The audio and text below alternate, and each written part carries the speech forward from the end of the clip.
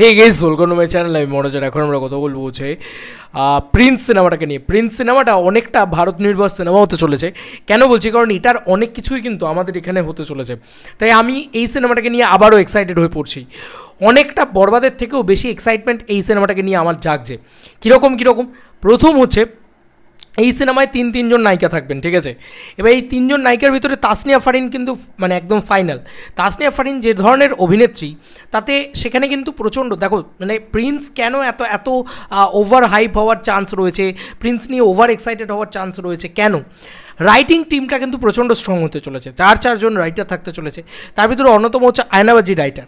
তো আয়নাবাজির রাইটার হিসেবে মানে আয়নাবাজির চিত্রনাট্য রাইটার তিনি যদি থাকেন, তাহলে তুমি ভাবো যে সেই সিনেমাটাতে ইটসেলফ একটা আলাদা করে কন্টেন্টের দিক দিয়ে প্রচণ্ড পাওয়ারফুল হয়ে গেল, তাই না?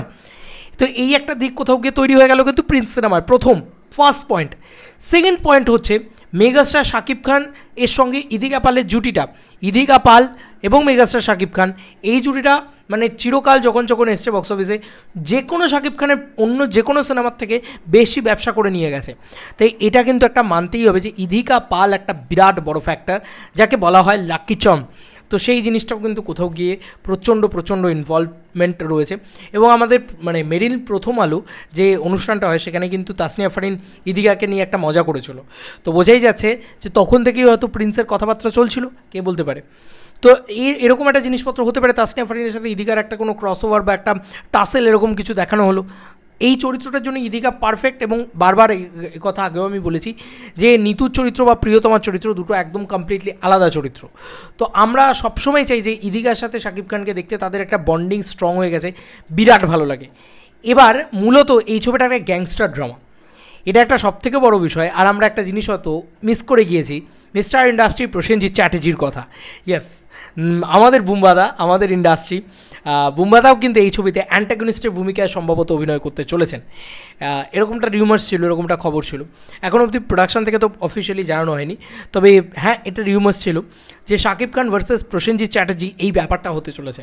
তোমরা কি ভাবতে পারছো এটা কি বড় একটা ধামাকা হতে চলেছে?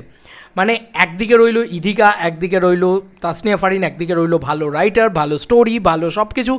গ্র্যান্ডারের জন্য রইল Baahubali set, Ramoji film city, আমাদের ইন্ডিয়াতে ওয়ান অফ দ্য বিগেস্টভাবে শুটিং করা, এবং তার সঙ্গে সঙ্গে বুম্বাদা, তার সঙ্গে সঙ্গে মেগাস্টার শাকিব খানের সিনেমা। মানে তো মেগাস্টার শাকিব খানের সিনেমা।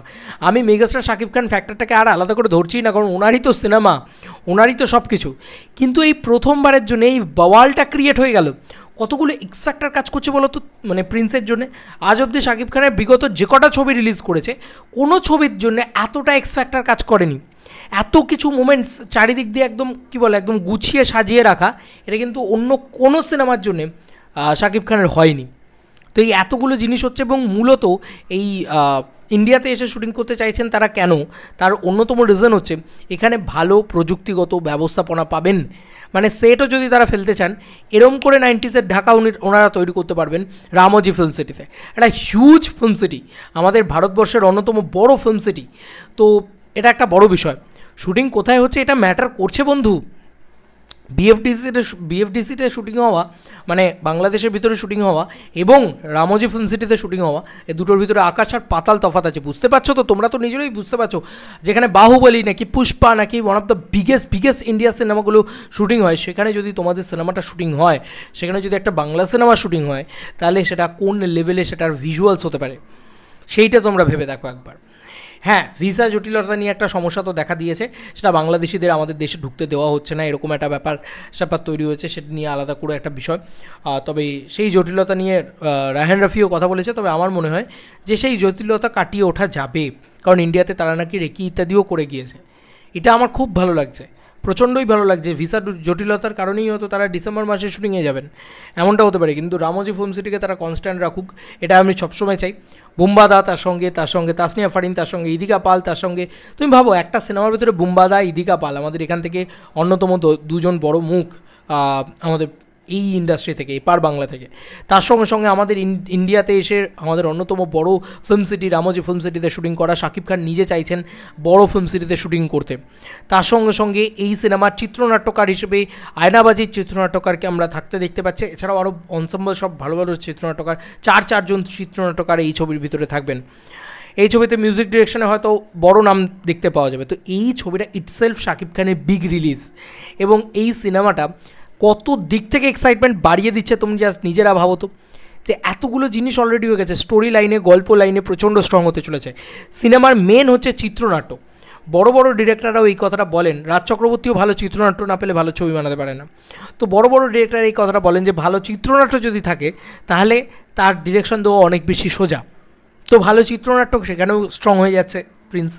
নায়িকা স্ট্রং হয়ে যাচ্ছে, তিনজন নায়িকা থাকতে চলেছে সিনেমার ভিতরে। আচ্ছা, ভিলেন, সেটা মুম্বাদার মতন মানে অনসম্বল ভিলেন, মানে ওরকম একটা মানুষ যাকে আমাদের ইন্ডাস্ট্রির একালের মহানায়ক বলা হয়, যাকে আমাদের ইন্ডাস্ট্রির দি মিস্টার ইন্ডাস্ট্রি বলা হয়, আমাদের ইন্ডাস্ট্রি বলা হয় ওনাকে। তো ওই মানুষটা থাকতে চলেছেন, এরকমটা আপডেটস আছে। তার সঙ্গে সঙ্গে রামোজি ফিল্ম সিটি, ও একটা গ্র্যান্ড স্কেল শুটিং, মাই গড কিছু হতে চলেছে ভাই, সব ছিটকে দিতে চলেছে। মেগাস্টার শাকিব খান ওরম একটা কাঁচা পাকা চুলের লুক নিয়ে যদি সত্যি আসেন, কি বলবো বলো তো, সব উড়িয়ে দিতে চলেছে। এটা আমার কোথাও গিয়ে মনে হয়। তোমাদেরকে আর কি মতামত, ভিডিওটাকে নিয়ে জেনে কমেন্ট সেকশনে। চলো বন্ধুরা, নতুন কোনো ভিডিওতে দেখা হবে, বাই।